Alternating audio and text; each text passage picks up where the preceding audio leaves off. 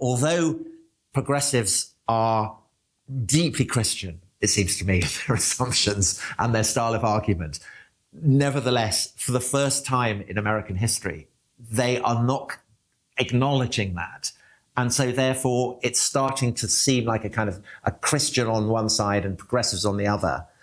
But it remains a theological argument, it seems to me. The first thing that comes to mind as you describe that, as I was reading about it in the book, is that it's funny when people feel so strongly that they're right, but they can't exactly say why. And in other words, if I'm against slavery, I can say why, because we're made in God's image and we're supposed to treat each other as we would want to be treated. And it's morally wrong because of God's view of every human being. But if I were just to assert that and say, but I don't know why, it's just my feeling.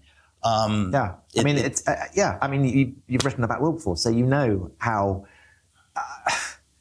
strange it is that today across the world we completely accept that institutional slavery is something that is simply intolerable. But 300 years ago, that would have just seemed bizarre to people. And that, it seems to me, is expressive of, again, the way in which Christianity should be thought of as a kind of continuous process, a kind of depth charge that was exploded beneath the fabric of classical civilization and which continues to ripple outwards.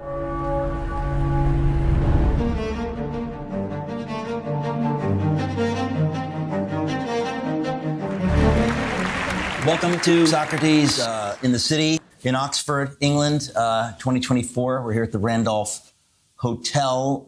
It is my joy now to have a conversation with the author Tom Holland. In case you're unfamiliar with him, he's an award-winning historian, biographer, and broadcaster. The author of many very readable, wonderful books. We'll be discussing today Dominion, How the Christian Revolution Remade the World. In 2007, Tom Holland received the Classical Association Prize, awarded to the individual who's done most to promote the study of the language, literature, and civilization of ancient Greece and Rome. Huzzah. He's the presenter of BBC Radio 4's Making History. He's written and presented several TV documentaries for the BBC and Channel 4 on subjects ranging from ISIS to dinosaurs. And he is also co-presenter of the Top 10 podcast, The Rest is History, which I believe has just won a big prize. Maybe we'll hear about it. Tom Holland, welcome.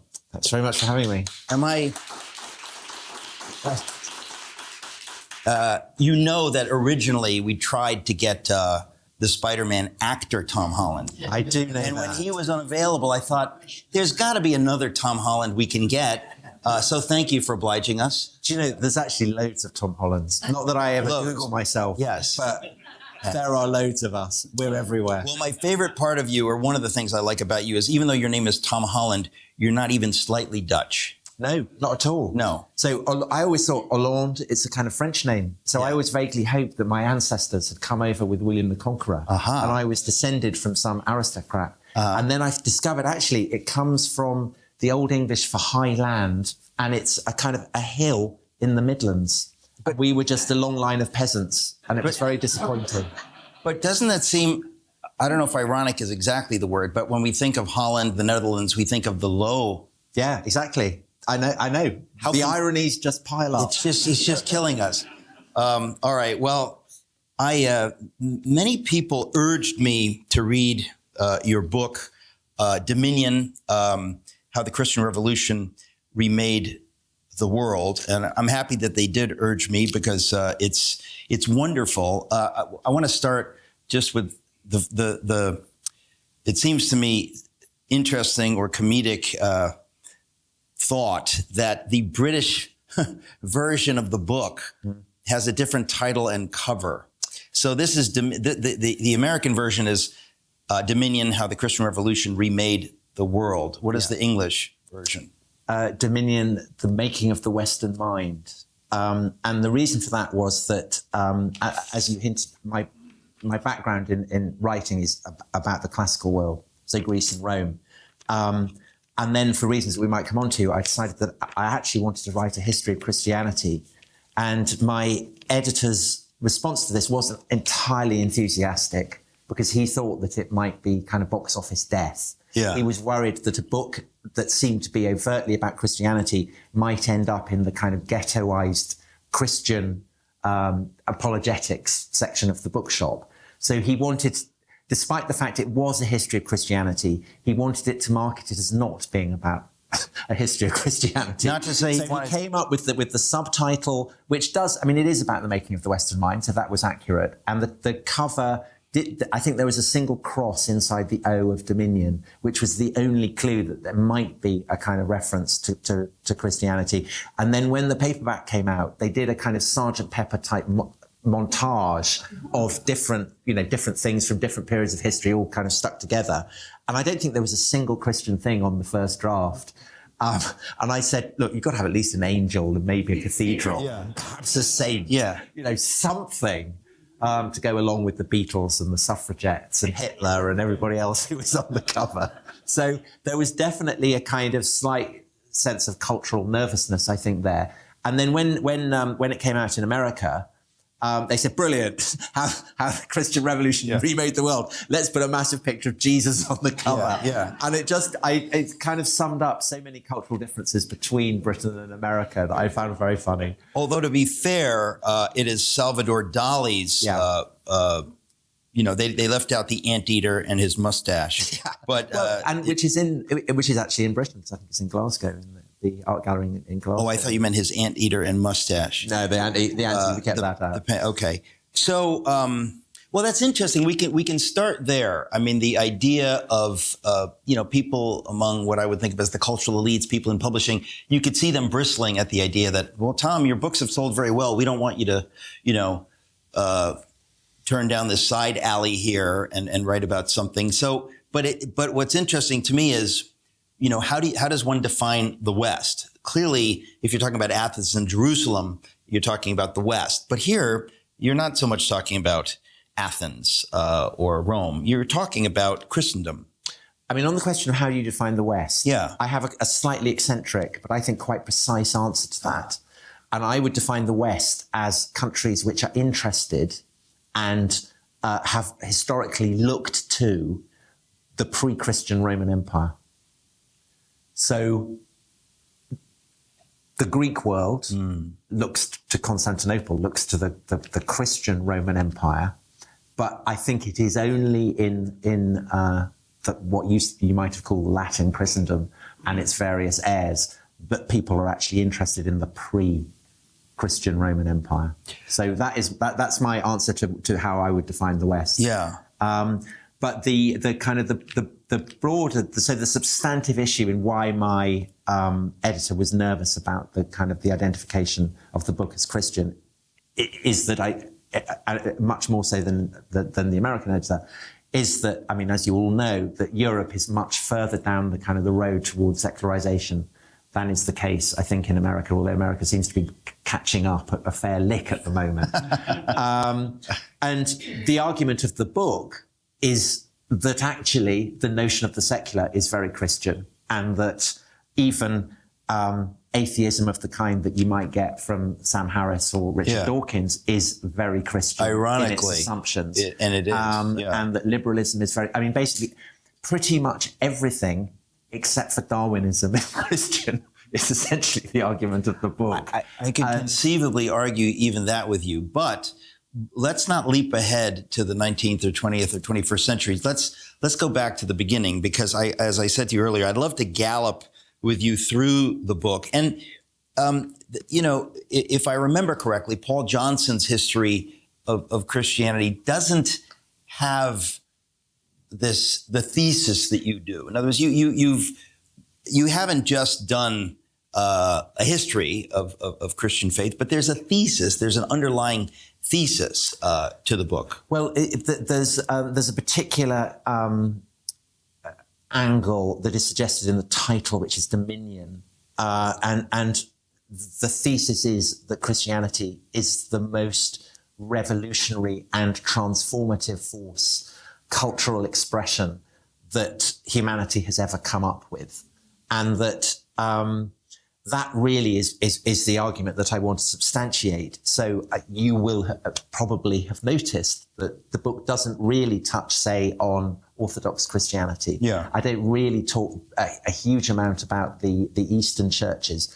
And the reason for that is that I'm looking at the ways in which Christianity changed, first of all, the Roman world, but then more broadly, how it went out into the entire globe and has essentially created the terms by which for the past 2 centuries the world has kind of understood what it is to be human more than any other belief system. And it doesn't require you to be a believing Christian to kind of to be affected by that. And I kind of end up by having this idea that it's Christianity. I mean, it's either like a perfume that you breathe in, or it's like asbestos that you breathe in, depending on whether you are pro or anti-Christianity. Yeah. But either way, you are affected by Christianity. And if you are hostile to Christianity in the West, almost certainly you will be hostile to Christianity for deeply Christian reasons. That's a sentence. That's very, I mean, it's interesting, and it's at the heart of what you say throughout the book. Well, I want to begin at the beginning and gallop along, but was there a moment or an inciting incident for you as a writer to say, I want to write about this? What was your... No, it was more a gradual process. So as a child, I was raised Christian. I liked the biblical stories, but I was always kind of Team Pharaoh or Team Nebuchadnezzar or Team Pontius Pilate. I've never heard anyone say that. That's very funny. I was always on the side of the big swaggering empires because I found them more glamorous and exciting. And I found the Greek gods more charismatic, more exciting than the Christian God. So it was never like I had a reverse Damascene, deconversion. It was just like a dimmer switch slowly turning off. And I'd always found Greece and Rome more interesting. And I'd always identified my own values and my own identity with them. I kind of thought that is the line of succession. But I found writing about the Romans and the Greeks, I found it quite stressful, actually, psychologically, kind of trying to live inside their heads, because of course, they're not remotely, they're terrifying.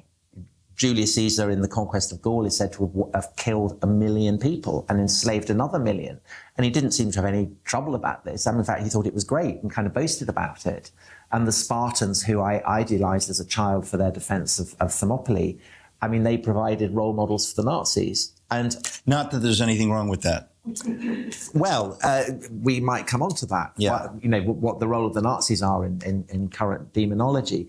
But I increasingly felt these people are very radically alien. It's not to say that they are immoral. They have a very pronounced sense of morality, but the morality is something very, very different to what I and everyone around me takes for granted. And so I started to think, well, what changed? And the conclusion I came to was that essentially it's Christianity that changes everything pretty much. And so that was a kind of idea that was at the back of my mind. And then I wrote a book about the beginnings of Islam that was very controversial because I was dubious about quite a lot that Muslims say about the origins of their faith. I was dubious about the location of Mecca, dubious about the authorship of the Quran, dubious about the details of the life of Muhammad. And I remember giving a talk about this, and there was a Muslim woman in the audience who said to me after I'd given the talk, in a question, why have you done this? You have attacked everything that makes my life worth living in doing this. And it seems that, it's just an act of vandalism. And you would never do this to your own beliefs and your own values. And I felt the force of that because, of course, I was taking a polemical position. Just because I didn't believe in the Muslim God didn't mean that I was therefore neutral. I had a particular perspective as well. But more than that, I was coming to think that my sense of identification with the Enlightenment and with Greece in particular as the origin points for my values, that this was inadequate. And so essentially I wrote Dominion to do to my own beliefs what I'd kind of done to Islam in the book on early Islam, to question, well, where does it come from? Where does it come from? Is the Enlightenment kind of the equivalent of the Quran supposedly coming from God? Is it like a kind of virgin birth just suddenly appearing? Or might it have roots in what had gone before? And came to the conclusion, well, obviously it has roots in what comes before. And what comes before is the Reformation. But before that, earlier stages of Reformation, and ultimately going back to kind of the biblical texts. And so that was the idea that I wanted to explore and to stress test in writing Dominion. Well, you start, if I remember correctly, with the cross in the book. Let's talk about that, because the scandal of the cross is something that, as you know and you write about, it's been mostly forgotten. People, they wear crosses around their necks, and they forget the horror of what it is. And when I think of the nightmare of, the Roman Empire crucifying people, when you really think about that, it's very painful. And of course, you just were talking about that. It's disturbing, but it is I guess it's the turning point in some ways of everything that you end up talking about in the book. So start there with that idea. Well, the book opens with the crucifixion, and the reason I rewrote that after a trip I made to Iraq. So you mentioned in the introduction that I've made various documentaries, and one of them was on the Islamic State. And I was making a documentary in 2016 about why the Islamic State had particularly been targeting Christians and Yazidis in the way that they were. And I'm sure your listeners will know who the Yazidis are, but in case they don't, they're a kind of religious minority that were accused by Islamic State not just of being infidels, but of being devil worshippers for reasons that are not valid, but was entirely accepted by the Islamic State. And when we went to Iraq to film this, we went to this town where it had been occupied by the Islamic State. It had been a major center of Yazidi habitation. And the Kurds had just expelled the Islamic State about 3 or 4 weeks before. So I think we were the first Westerners into this place, Sinjar, after the expulsion. And so the Islamic State were about 2 miles away across completely flat and open land. And Sinjar was, absolutely devastated. And it was a place where women had been rounded up and either carted off into slavery if they were attractive enough to be taken as slaves, and girls as young as 8 were being taken away. And those women who were not viewed as being sexually attractive were all killed, and their bones and their hair and their clothes were scattered across the fields beyond the defenses of the Kurds. And we got taken out and went and looked at it. And the other thing that had happened was that the men had all been put to death, and some of them had been crucified. So I stood in this town that still smelt of death. And it smelt of death in a way that a town stormed by the legions would have smelt of death. And it had been captured by people who viewed crucifixion in the way that the Romans had viewed crucifixion, not as an emblem of the triumph of the weak over the strong, but of the reverse. And it opened up this kind of existential abyss for me.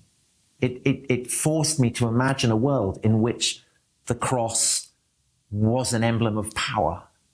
And the fact that for us, even if you're, completely atheist, you would have a sense of that the cross is the emblem of the victim triumphing over the victimizer. That what would a world where that hadn't happened, what would it have been like? So that was one thing, but also to ask, how weird, how strange, how grotesque that an emblem of torture could have come to have the significance that it did. And I was in the midst of researching the chapter I do on Paul, and Paul, of course, is the earliest Christian writer we have. And the cross is at the heart of everything he's writing about. And you have a sense when you read his letters, these are not statements of doctrine.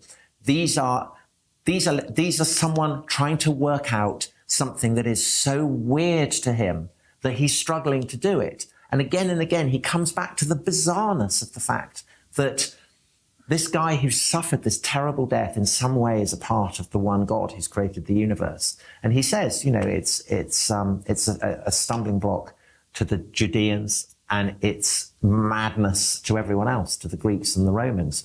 And I think the fact that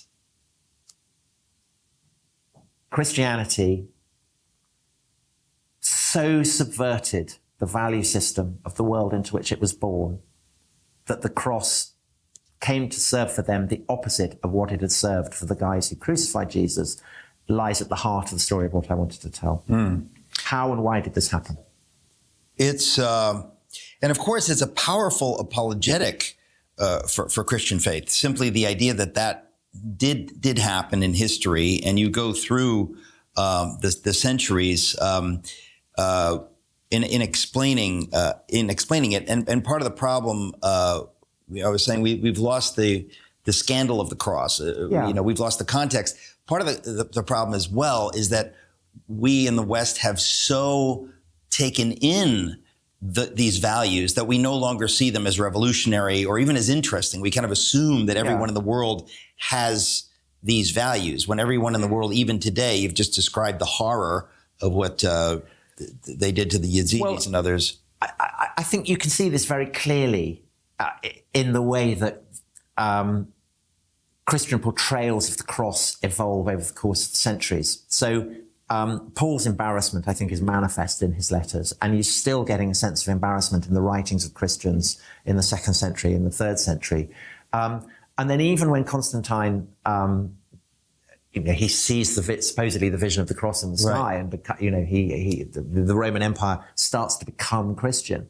But even then, there's a reluctance to portray the cross, and it's not until the beginning of the 5th century that you start to get images of Jesus on the cross. And even then, there's a photo in the book that comes from an ivory casket in the British Museum, and it illustrates the Passion, and it shows Jesus on the cross, and he looks like a quarterback in the shower. He's kind of got his arms spread out. It just looks brilliant. He's really pleased with himself. He's looking incredibly butch, well-toned. He's an athlete. He's an athlete who has won in the race of life. There's no sense that this is a man suffering agonies. And it's not until the year 1000 in the Latin West that you first get a portrayal of Jesus dead on the cross. And then over the course of the Middle Ages in Latin Christendom, the idea of Christ's sufferings becomes fundamental to the way that the church and indeed the broader Christian people come to understand what their faith is about. The passion, the sufferings of Christ are situated at the heart of the liturgy and of art and of spiritual yearning. And there's a sense, I think, in which it ends up desensitizing Christians in the West to just how strange and horrific this process is. So that now we do find it a struggle, I think, to remind ourselves of what the cross was. And I found actually, ironically, that the modern thinker who kind of most vividly understands the strangeness of what happened and the scandal that the Christian kind of almost celebration of the cross is Nietzsche, who in a way is the most potent of all atheists because he takes it so seriously. And he sees it as repellent, the idea that the Christian civilization overturns the worship of the strong, the admiration of greatness that you get in the classical world, and that it kind of, as Nietzsche would put it, fetishizes suffering. And he despises and hates it, but he understands, to properly to despise it, you have to understand how shocking it is. It's interesting because Hitler essentially echoes that Nietzsche's view. He's repulsed by the glorification of weakness. And he says so. I mean, I've written about it. It's fascinating that he's just repulsed. He wants to worship power and strength. And so he really has no use for Christianity. I want to talk for a minute, because you do in the book, about the way the pagan world, the pre-Christian world, viewed sexuality and women. Talk a bit about that, because that is, again, a monumental shift. Shift is not even strong enough. Right. So, again, going back to what happened to the Yazidis, the idea that you could cart women off into slavery. I mean, everyone in the ancient world takes this completely for granted. Yeah. So that's one aspect of it. But more broadly, particularly in the Roman world, their model of sexuality is radically different to ours, because ours is structured around gender, around their male roles and female roles.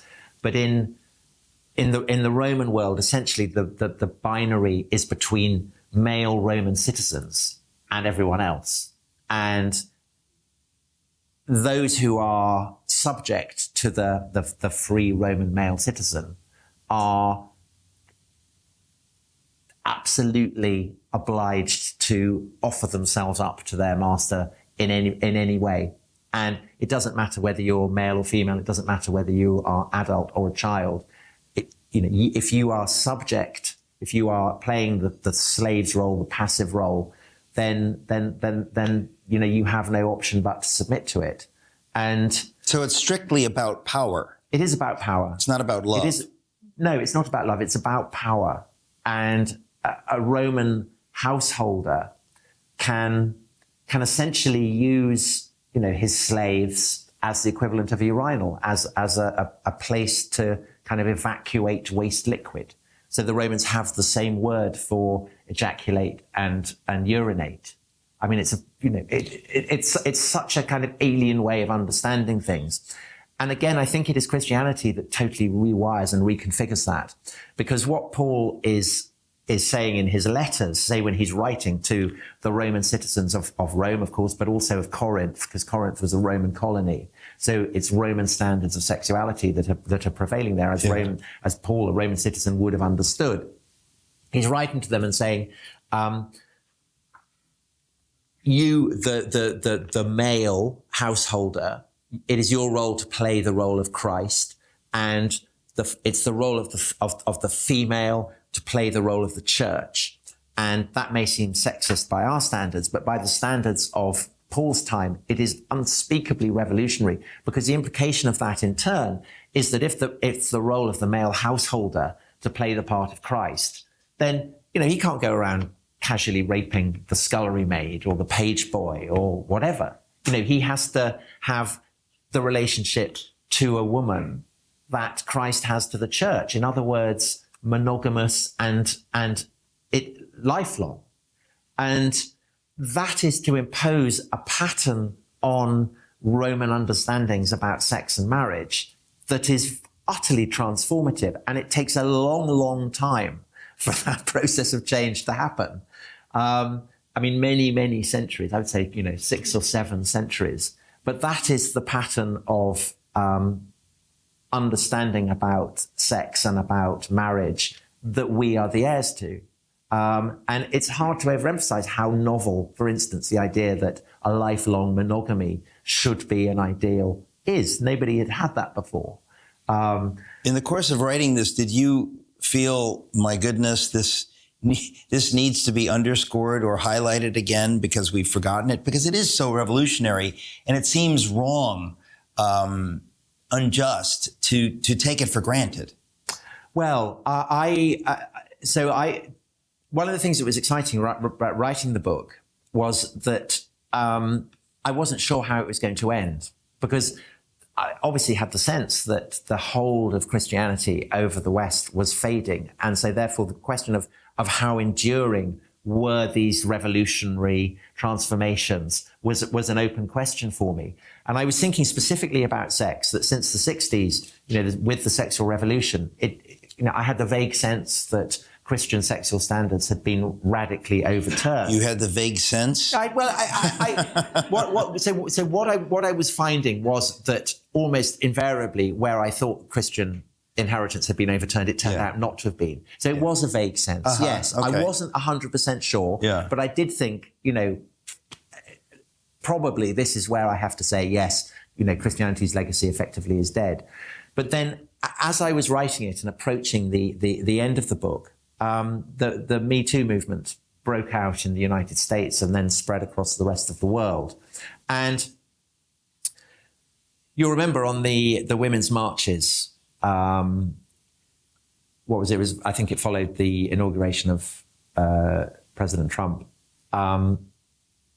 There was a great trend for protesters to dress up in the robes of the handmaids from the TV adaptation of Margaret Atwood's novel, The Handmaid's Tale. And The Handmaid's Tale was, among many other things, a parody of New England Puritanism. And so it was essentially, casting Puritanism as something evil and oppressive and repressive, which of course is, I guess, very much the kind of the post-60s perspective on it. And yet what the protesters were demanding was incredibly Puritan. They were demanding that a man show respect to a woman and control his sexual urges and not just treat them as a Roman slave owner would have treated, his inferiors, which is pretty much what's his name, Harvey Weinstein had been doing. I mean, he was kind of playing the role of a kind of, a Roman paterfamilias. He had all these subordinates. Why shouldn't he treat them any way he wanted?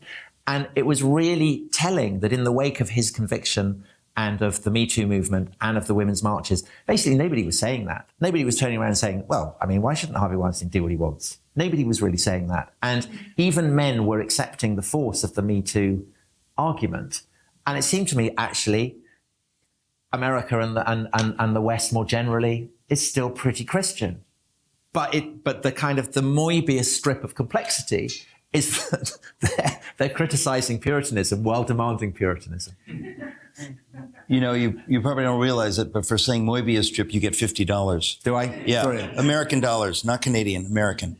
Pounds. But it is interesting to me that, the people in the Me Too movement seem utterly to have forgotten the Christian roots of their protest against, for example, rape or using people sexually. That's something that's been so assumed that it's no longer marked upon, which is one of the values of your book, is to say, well, let's at least let's look at where this idea of the dignity of women came from.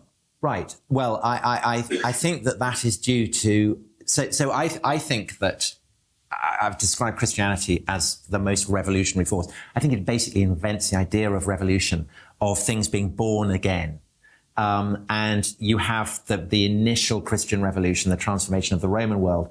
But then in the 11th century, you have a very radical innovation, which I think in the long run is why Latin Christendom is the most influential form of all the various Christianities that we have, which applies that idea of being born again to the whole of society. And that idea that sin can be washed away and the entire world be brought into a kind of condition of baptism, it convulses the medieval world. The medieval church is a revolutionary institution. The Middle Ages is not a hidebound period. Right. It's radically revolutionary. And then the Reformation repeats the process, the Enlightenment, the French Revolution, the Russian Revolution.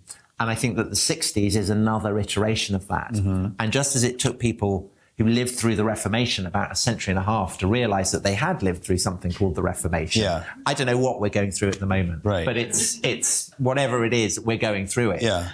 And I think that it's bred of two things.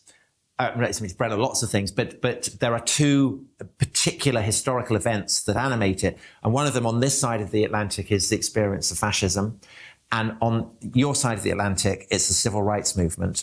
And the civil rights movement is deeply Christian movement. It's saturated with biblical narratives and assumptions. The Reverend Martin Luther King, Jesus as an extremist for love, the patterning of Exodus onto the experience of Black Americans.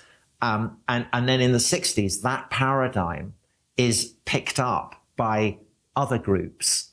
So gay rights campaigners or feminists or trans rights campaigners into the present day.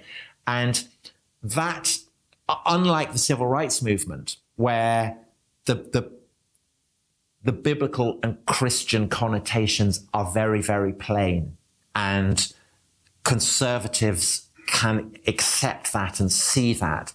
That is not it's less the case, say, with feminism or with gay rights. And so it seems to me, speaking as an outsider, and I hesitate, I mean, I know that these are topics that you debate and have very trenchant opinions on, but my sense is that over the course of the 70s, 80s and 90s, that what previously was a Christian culture where everything was shaped. I mean, both sides in the Civil War, were using biblical arguments to justify their positions. What happens in the 60s and 70s is that people on one side of the argument, the more progressive side, come to see Christianity itself as part of the problem, that it's sexist or homophobic or whatever. And so you start to get this kind of entrenched positions. And what always happens when people carve out trenches is that it becomes very difficult to meet in the middle. The no man's land becomes somewhere where you go to get kind of shot or bombed or kind of shot. Yeah, kind of shot or tangled up in barbed wire or whatever. Yeah. And the consequence of that is that people on the progressive side of the arguments in the United States have every polemical reason, not just to kind of shut their eyes to the way in which they remain deeply Christian and their arguments remain rooted in Christian theological paradigms, but to cast Christianity as something that is evil, something to be completely rejected. But it does seem to me that there is no aspect of the culture wars that are currently raging that are not fundamentally about arguments about Christian theology. Which aspect of Christian theology do you emphasize in something like the abortion debate or gay marriage or whatever? And that, I think, is something very radically new. That one side, although progressives are deeply Christian, it seems to me, their assumptions and their style of argument, nevertheless, for the first time in American history, they are not acknowledging that. And so therefore it's starting to seem like a kind of a Christian on one side and progressives on the other. But it remains a theological argument, it seems to me. I want to go, I mean, the first thing that comes to mind as you describe that, as I was reading about it in the book, is that it's funny when people feel so strongly that they're right, but they can't exactly say why. And in other words, if I'm against slavery, I can say why, because we're made in God's image and we're supposed to treat each other as we would want to be treated. And it's morally wrong because of God's view of every human being. But if I were just to assert that and say, but I don't know why, it's just my feeling. You've written about Wilberforce, so you know how strange it is that today across the world we completely accept that institutional slavery is something that is simply intolerable. But 300 years ago, that would have just seemed bizarre to people. And that, it seems to me, is expressive of, again, the way in which Christianity should be thought of as a kind of continuous process, a kind of depth charge that was exploded beneath the fabric of classical civilization and which continues to ripple outwards. Well, part of, you just mentioned the civil rights movement and how it harkens back to Exodus, and it's explicitly Christian. Of course, Exodus is pre-Christian, but the idea, and you talk about this in your book early on, the idea that the Exodus, here you have the God of the universe siding with slaves. And that's, it's kind of like the scandal of the cross. It's not something that you say, here then in a world where the gods tended to bestow their favors upon kings and conquerors was yet another mark of the distinctive character of the God of Israel, that he had chosen as his favorites slaves. That really is something I don't know that I've thought about in the way that I think about it now because of how you've put it there. But it is a scandal. It's really weird. It's huge. It's really weird. And of course, it's It's 14 centuries before the crucifixion. Right. And then the crucifixion is the fate that is paradigmatically visited on slaves, because it is seen by the Romans as being the most repellent and degrading form of death. So therefore particularly suited to a slave, which is why it's so significant that Jesus suffers that fate. You know, if he'd just been beheaded, it wouldn't have had the impact that it does. But because he is suffering the fate of a slave, I mean, clearly it enables Paul to pick up. You know, it's like he's looking at Exodus and suddenly, oh, I see. Right. Okay. So the Exodus is a kind of paradigm for what has happened now with Jesus on the cross. And it's shocking. And I think the measure of how shocking it is that it takes Christians so long to kind of draw the conclusion that perhaps therefore institutional slavery itself is something that God would not want to see, which I think is the conclusion that Christians eventually come to. I mean, you do get some Christians in late antiquity who do argue this. Gregory of Nyssa, one of a bishop in what's now Turkey. You write about that. I had never encountered that before. Say a little bit about that, because there's a lot in the book. I'm happy to say, delighted to say that I'd never seen before. I'd never noticed before. But the Gregory of Nyssa, which century? In the 4th century. So, I mean, very soon after Constantine's conversion. And he is part of an extraordinary family that includes St. Basil, who basically sets up the first great hospital. He has this extraordinary passage about how refugees from war to the east can be found hiding like owls in little crevices and they have to be given food, and how the sick have to be brought in.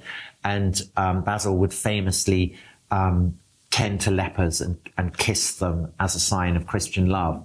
And by establishing the idea that the rich and the powerful have a duty of care to the sick, I mean, essentially he's setting up the idea that underpins our understanding of public health to this very day.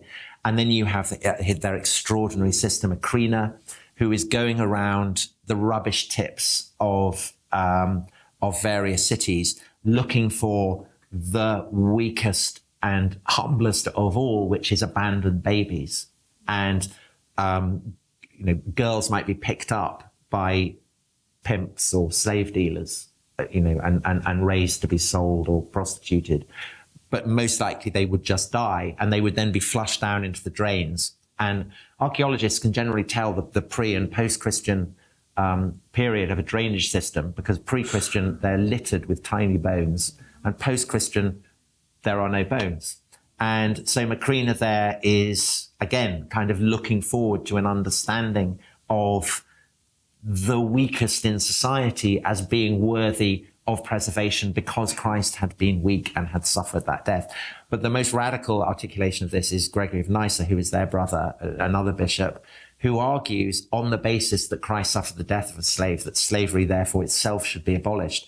And Basil, his brother, turns around and says, but this is nonsense, because if the slaves get freed, how would they survive? They need, God has given them into slavery, and we as Christians have to tell owners that they have to care for their slaves, and that is the way in which, they won't starve to death or whatever. And I think that what he's doing, and what Christians over the course of the succeeding centuries, is casting slavery as part of what it is to live in a fallen world. That, there is hunger, there is suffering, all these terrible things. It's part of what happened with the fall, and therefore you can't hope to get rid of slavery. But of course, as you know, in time, for radical reasons to do with the evolution of Christian doctrine and practice over, through the kind of the radical Protestant dimension of 17th century and then 18th century Anglo-American world, that supposition comes to be radically challenged. And now the whole world is the heir of that.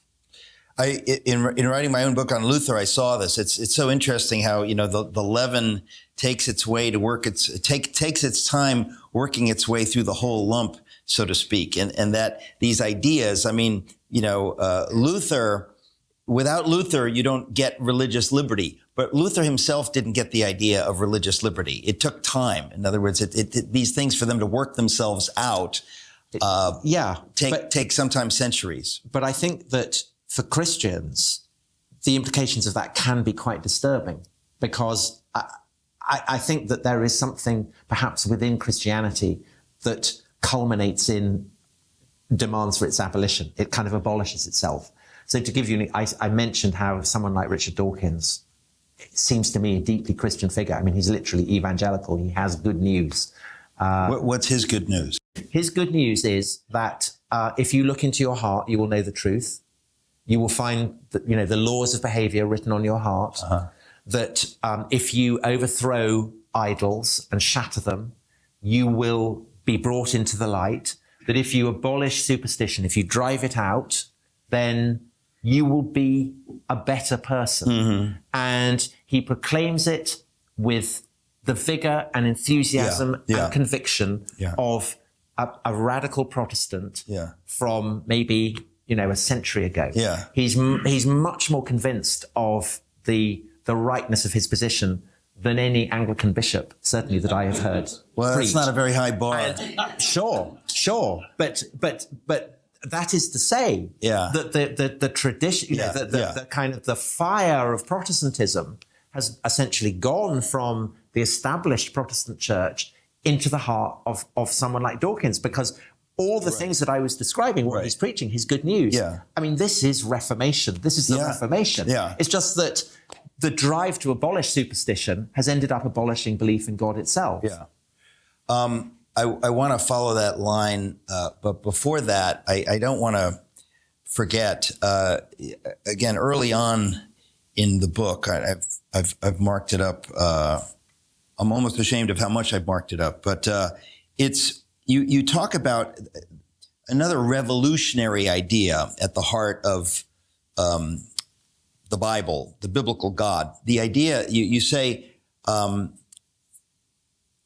gods served to witness treaties after all, not to enter into one themselves. That idea, that amazing idea that God somehow models for us humbling ourselves, that where in the world could that come from? I mean, I actually ask you that. I don't know. But I mean, it's very weird. That's kind of the question. I mean, at least for me, it's the question, where does that come from? And something in us seems to witness to it, to say, yes, that's right. But But you may feel that because of course, in a sense, that is, again, prefiguring the uses that Christians will put to the idea that God becomes part of the mess of humanity.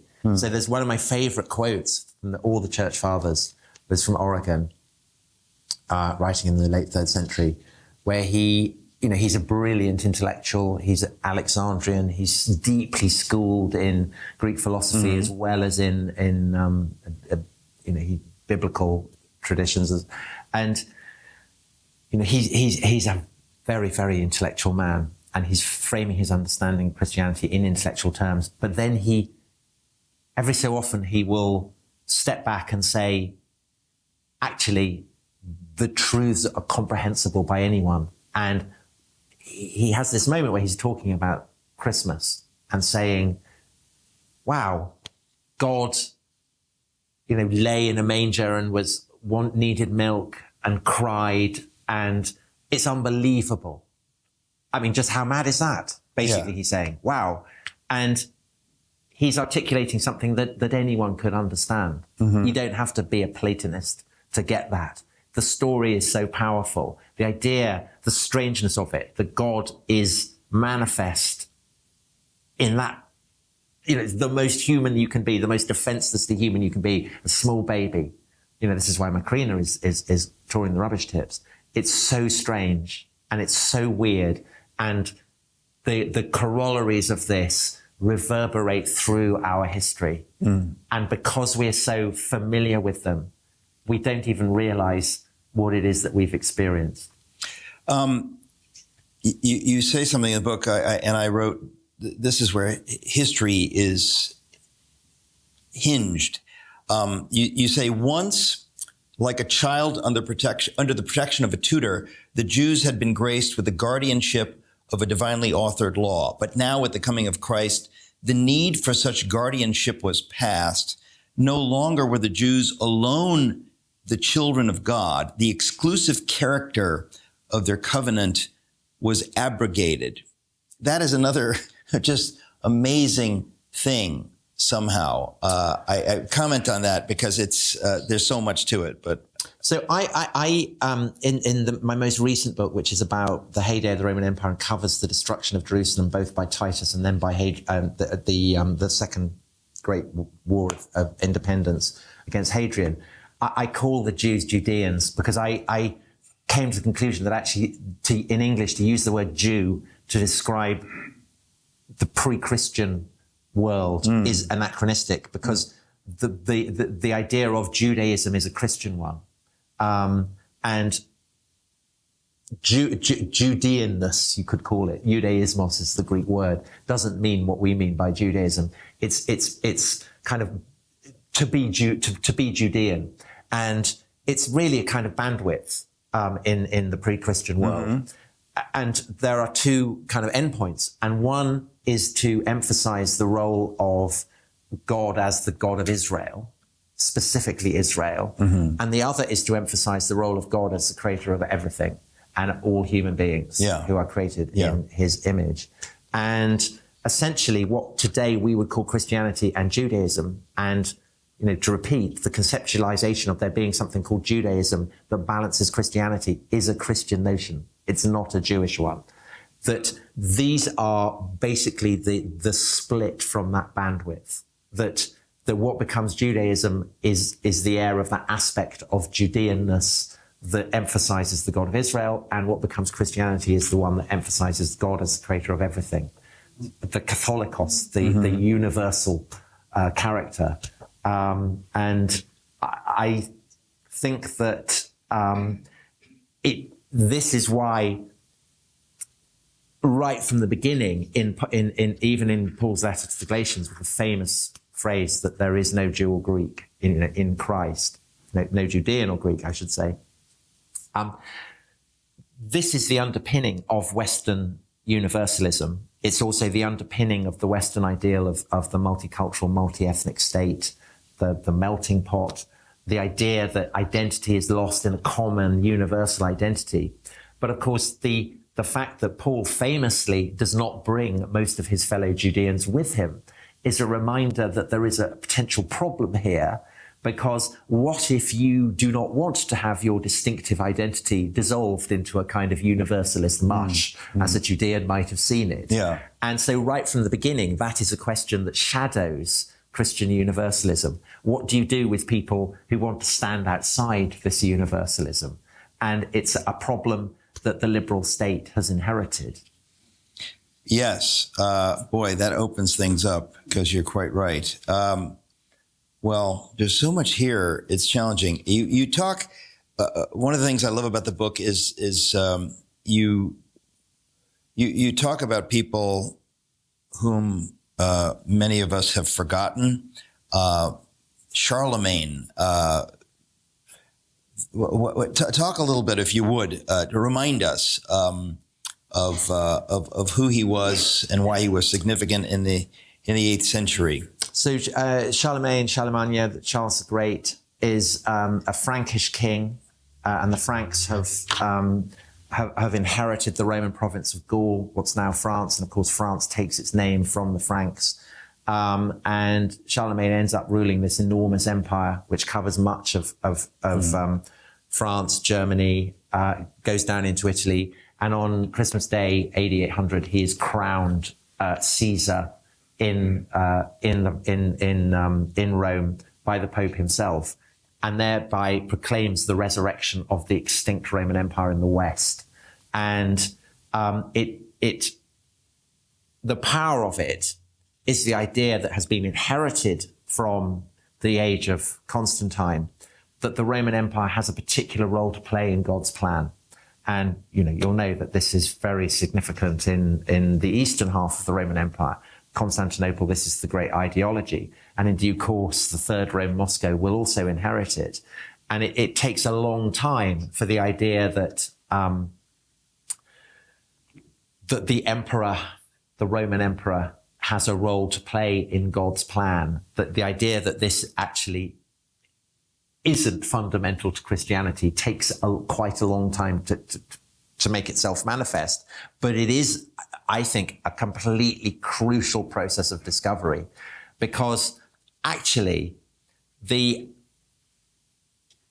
long before Charlemagne, long even before the fall of the Roman Empire in the West, there is a very, very great Christian scholar who is arguing that Rome has no significance in God's plan, that the Roman Empire is simply like any human life, that it is part of a fallen world, that it has been created, it will exist, it will fall away, it will be swept away on the great currents of time.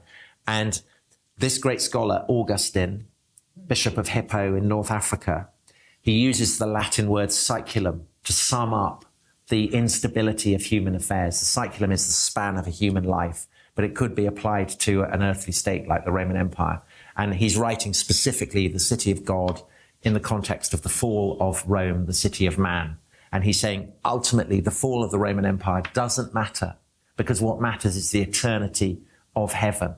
And humanity, even amid all the turbulence of the saeculum, can be joined. There is a bond, what in Latin is called a religio, that will join fallen humanity to the eternity of heaven. So he's counterpointing the saeculum to this religio, this bond that joins the Christian people to heaven. And over the course of the centuries that sees the reign of Charlemagne, the rebirth of the Roman Empire in the West, the idea that the emperor has a role analogous to the role of the Pope, you're also getting this idea that society can be conceptualized as containing the twin dimensions of the saeculum and of religio. And in the 11th century, this gets weaponized by people by radicals, by reformers, who essentially take possession of the bishopric of Rome, which has this kind of preeminence in the Latin West because of its historical status. And they force through this idea that the body of the church, because it is the religio, because it is the thing that joins the Christian people to heaven, should have nothing to do with the dimension of the saeculum, which includes emperors. And so there's a totemic moment where the emperor is humbled by the Pope. The emperor has to kneel in the snow and beg absolution from the Pope. And there's this grinding process of revolution throughout the 11th and 12th centuries, whereby the revolutionaries in the church are essentially saying the dimension of religio should have nothing to do with the saeculum, split off. And so you start to get this sense that there are these twin dimensions. And of course, in the long run, saeculum will be anglicized to become secular, and religio will be anglicized to become religion. And this idea that there is a state that is secular and a condition that is religion, this is something that we in the West completely take for granted. We just assume that that there is something called the secular, and you no more need to explain it than you would a rain, what rain is, or a dog or something. It's just, it's just something that is. But it isn't. It's a wholly weird and novel way of understanding the world. No other civilization has ever come up with anything like this. And because we are so marinated in it, we don't recognize that. But you can see the bewilderment that, say, people in India feel when British Protestants turn up and start asking, well, what's the religion here?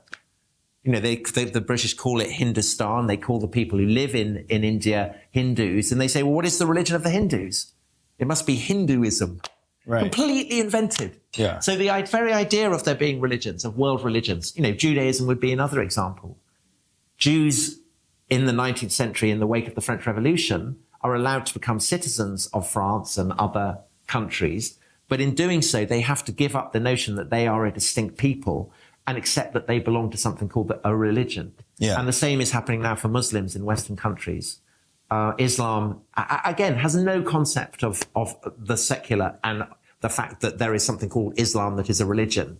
And a huge part of the kind of the growing pains of Islam in Europe at the moment is that Muslims are granted freedom of religion, but that requires them to accept that they belong to something that is called a religion. Right. And there are lots of Muslims who don't want to think that. Well, again, that's you've been touching on it, and you touch on it through the book. It is a radical idea because for many people, there's theocracy. There's this idea that it's all one. That right. These things can't be separated. But I don't think it's just theocracy. I think it's the idea that the supernatural is. It's like the gin in a gin and tonic. The tonic and the gin are separate, but they're so interfused that it would just be mad to try and extract the gin from a gin and tonic. But that's basically what the papal reformers in the 11th and 12th century do. Yeah. With historic long-term consequences. There's way too much here. We have to leap, in the interest of time, to the last chapter titled Woke. I found myself not tracking with some of what you say, so I wanted to talk about it because if you don't mind, and you've already touched on it, but say a little bit about what you're getting at in the last chapter. Well, this book came out in 2019, so just before the pandemic, and then Black Lives Matter, and I have to say that nothing that has happened since the book came out has in any way caused me to think that I might in any way have been wrong. So that's brilliant news for me. Right.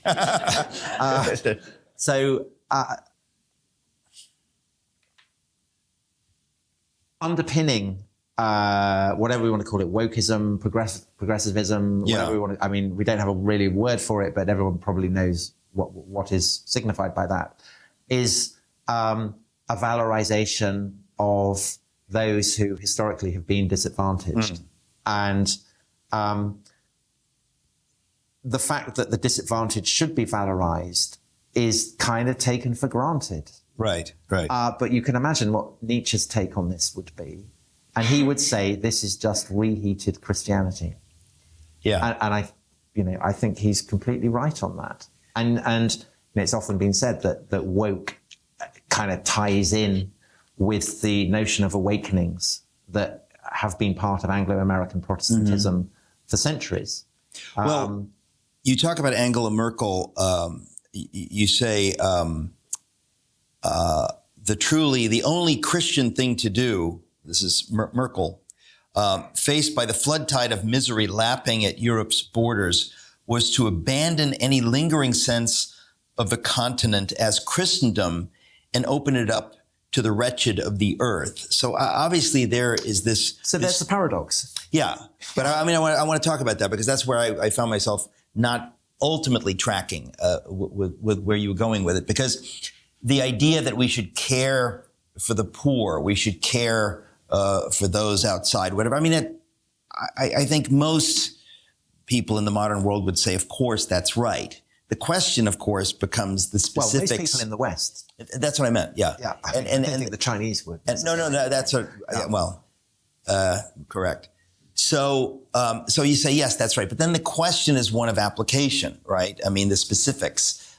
Is it wise to open up one's borders? Will it actually bless many people, or will it ultimately have a bad effect? And I think folks like Merkel were really thinking emotionally in a way. So I mentioned St. Basil writing this incredible piece about refugees coming into the cities of Cappadocia in the Roman Empire, and he, of course, he cites the parable of the Good Samaritan, and Angela Merkel likewise is the daughter of a Lutheran pastor who was so she would have heard him preaching on the Good Samaritan Sunday after Sunday.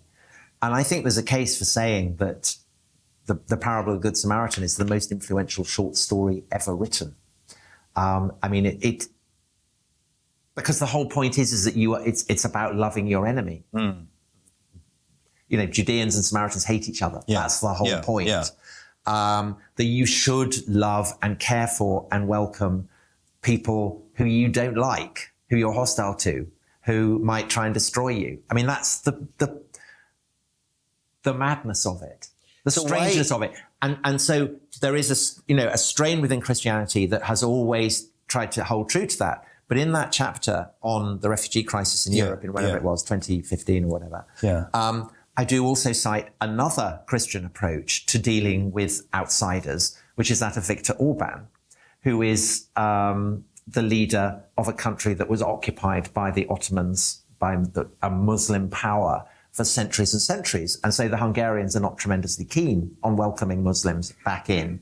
And his attitude, unlike Merkel's, was to say, well, brilliant, let's put up the barbed wire fences and keep them out. And that also is an enduring Christian approach. Because, to reiterate, Christianity is full of paradoxes and tensions and is capable of multiple interpretations. And the Christianity that says we should care and love for our enemies and welcome them in is also counterpointed by the Christianity that says, Christ came not to bring peace, but to wield a sword. Right. And the Crusades are as much a part of Christian history as the Quakers. Yeah. And the argument about what should be done, how should a Western state respond to the pressure on borders? I mean, it's framed as a political debate, but again, I think it's a theological debate. Yeah. Which aspect of that Christian inheritance do you emphasize? And I can't help but think that Merkel's decision to let in so many really simply comes out of national guilt for the Holocaust. I can't see it any other way. Hoping to atone somehow. I'm sure that as a politician, that must have been on her mind. Yeah. Because she needed to take the German people with her. Yeah. And so I'm sure she understood that. Yeah. But I suspect that, she's very shaped by the teachings of the gospel. And so she will have her own personal understanding of what they mean. So I'm sure that she did it because she thought that, she wasn't just a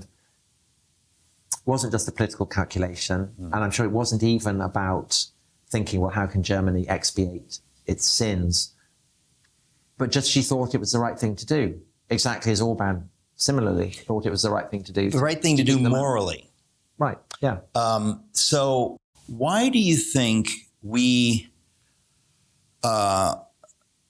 like the idea, the subversive, crazy idea that we who have power should use it to bless those who don't have power? Why do we approve of the idea that we should care about slaves or should want to eradicate slavery? I mean, we all agree that it's right, but why? Do you? I think. I guess my question is... Okay, so a cynical answer would be... Cynical answer would be, why does it take off in the Roman world? It takes off partly because it enables the rich. It gives them a new source of patronage. They obtain moral credit by using their wealth to care for the poor. Right. And it opens up a new way, in addition to kind of the raw power. You have a kind of moral power that gives you credit, the broadening of ways for you to get status always benefits the society, I think. But for the poor, obviously, if suddenly you have an ideology that says that the sick or the weak or the hungry or whatever should be cared for, what's not to like? So I think that different classes of society are getting different things from it. Well, but that is a very cynical answer. So because I can't help but wonder. So the Christian answer would be that it works because it's true, because it chimes with the universe that God created and that he then entered as a human being. And so therefore, Paul writes about the law of God being written on the heart. Right. And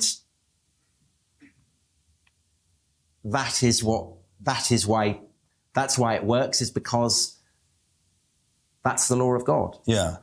Conscience opens it up. You feel it. So that would be the Christian answer. That's the Christian answer. But the question is, what is the answer? I've given you what I think I've given you my answer. Well, you've given me two answers. I have, so you can choose. I could choose. There's God and the devil, and they're working in synergy there. Yeah. Well, to me, that's the beauty of your book and of your thinking and your writing, is that you're able to talk from many sides about things that are so important and so central. So I think we'll open things up to the audience. But before we do that, let me say from the bottom of my heart, Tom Holland, thank you.